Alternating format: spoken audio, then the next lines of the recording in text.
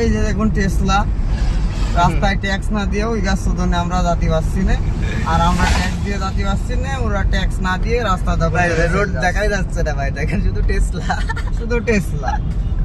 রাস্তার ভিউ কোনো কিছু আপনি দেখতে পারবেন না। আর এখানে আমি এখন আর বেশি কথা কব না, কথা বললে আমার মুখ খারাপ হয়ে যাবে, ওজ ভেঙে যাবে।